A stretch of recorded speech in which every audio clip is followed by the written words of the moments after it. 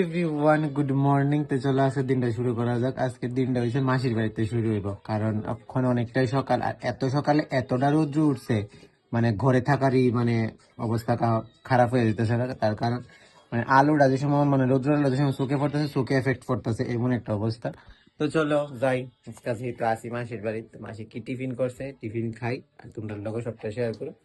তো আজকে কি কি করবো এখান থেকে সবটা শুরু হইব। তো চলো যাই রান্না করে, কি টিফিন করছে মাসি আগে গিয়ে দেখি, আর চলো খাই আমরা। মাসি তো ঘুম থেকে সেরা টিফিন করে লাইছে। এদিকে আছে, এদিকে তা মাসি ম্যাগি আর কি তা পাস্তা, এদিকে আছে ম্যাগি আর পাস্তা, এদিকে আছে চা। তোমার কই? তো মাসিরও আছে। আমরা কোন তিনজন খামু, একজন খাইয়া গেছে দোকানে। তো আমরা ওখানে খাই টিফিন। আর রোদ্র কত কিতা কমু, আমিও আজকে একটা জায়গার যাই না আছি, তো আমিও খুব তাড়াতাড়ি ওখানে বাইরে যাবো, খাওয়া দাওয়া করে সেরে। তো চলো আমরা টিফিন খাই। কিরে দাদা, কিন্তু ভালোই খাইলাম। এখন একটু যাই একটু ছাদে, আর মাসির বাড়িতে আমি আবার ছাদে না যাই। তো চলো যাই, যদিও জানি রৌদ্র ছাদে তো আইতে ভালোই লাগে ছাদটা তাইলে। তার কারণ ভিউটা তো সুন্দর পাওয়া যায়, মানে আমি চাইতে পারতেছি না এত পরিমাণে রৌদ্র। দেহ ভিউটা সত্যি খুব সুন্দর। আকাশটিও মানে আকাশের মধ্যে মেঘটিও একদম ভাইসা রয়েছে।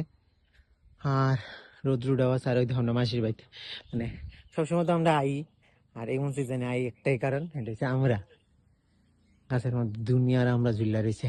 বাহ, প্রচুর মানে কি তা না আছে।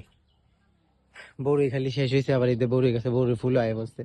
তো জলফই হয়, এবার জলফই অল্প অল্প একটা একটা একটা ধরছে। আছে কামরাঙ্গা, সবকিছু আছে। ভালোই লাগে মাসির বাড়িতে এই জিনিসটির লিগা। আমি বেশিক্ষণ থাকতাম না, প্রচন্ড রৌদ্র চলো জায়গা, মানে অবস্থা খারাপ হয়ে যাবো সবাই। গেছিলাম গা আমি নিচে, তখন মাসি কইতাছে যে গাছ থেকে কয়েকটা আমরা ফেলে নিয়ে, কারণ আবার কবে না কবে আইবে। তো চলো আমি গাছ থেকে আমরা ফাড়ি, কিতা কয়টা ফাড়ি সবটাই তোমার লোক শেয়ার করুন। এই রোদ্রের মধ্যে আর বেশি বক বক করতাম না। বেশ অনেকটি আমরাই আমি ফেলে লাইছি মাসির গাছ থেকে। তো চলো এটি আমি বাড়িতে নিয়ে একদম লবণ মরিচ দিয়ে টাইট মতে মাইক কাটা, এমনি টক খাইতে আমার কাছে একটু ভালোই লাগে। তো চলো আমি হয়ে গেছি গা রেডি। আমার যেহেতু একটা প্রোগ্রাম আছে রবীন্দ্র ভবনে, তো যাবো এইদিকে। তো স্নান দান ও সবকিছু শেষ, তো এদিকে মাসি ভাতও বেড়ে লাইছে। তো চলো যাই রান্না করে খাওয়া দাওয়া করি, বের যাবো, সময় অনেকটা হয়ে গেছে। হ্যাঁ দকিতা কইছো।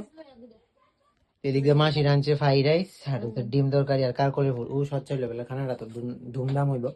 তো খাইয়ে সারি বেরিয়ে যাবো। কিতা কইছো মাসি? না পেঁয়াজ খাইতাম না ওখানে, পেঁয়াজ টেস্ট খাইলে মু একটা বাজে গন্ধ করবো ওখানে। তো চলো যাই। আর দাদা তুই হাসতে হাসতে কে রেখো, দাদা হাসতে আছে। চলো আমি অন খাইয়া দিয়ে যাইগা। ডয়চে তাইসে আসি, তার কারণ খাওয়া দাওয়া করে সেটার কোনো ক্লিপ নিতে পারছি না, ডাইরেক্ট বাইরে গেছি গা। অনেকটাই তাড়া হয়ে গেছে গা, কারণ টাইম হয়ে গেছে, আগে যাইতে লাগবো। কারণ যে টাইম দিই সেই টাইমের মধ্যে যাইতে পারতেছি না, অনেকটাই লেট হয়ে গেছে। তো চলো যাই, গিয়ে আবার লোকেশনে দেখা হইতেছে। ফাইনালি আমি আয় পড়লাম রবীন্দ্র ভবনে, আর হলের মধ্যে গিয়া দেখলাম ইভেন্ট তো শুরু হয়ে গেছে। আর যেহেতু আমি নিচে সিট পাইছি না, আর আমি সিট পাইছি একদম দোতলার উপরে, দোতলার উপরও গিয়া দিয়ে একদম হাউসফুল। তো যাই হোক ইভেন্টটা আসলো আমাদের আর্ট সোসাইটির টিচার অ্যাওয়ার্ড, আর এবং আসলো স্টারমার্ক অ্যাওয়ার্ড বা স্কলারশিপ অ্যাওয়ার্ড, যেটা প্রতি বছর এই আর্ট সোসাইটির থেকে হয়ে থাকে। টিচার সংবর্ধনার পরে দেখলাম একটা ডান্স, আর দেখলাম আমার ফ্রেন্ডের একটা র্যাম শো, যেটার মধ্যে তাই কোরিওগ্রাফিতে আসলো। তো তারপর তাই একটা সিঙ্গেল ওয়ার্ক আসলো, এটা আমি দেখলাম অনেকটা দূর থেকে ভিডিওটা করলাম, যেটা ক্লিয়ার কাট করতে পারলাম না। আর এটার মধ্যে পাইছে আমার স্টুডেন্টও অ্যাওয়ার্ড। তো এইটা হচ্ছে ব্ল্যাক শার্ট পরা ড্রেস পরা যে মেয়েটা, এইটা হচ্ছে আমার স্টুডেন্ট।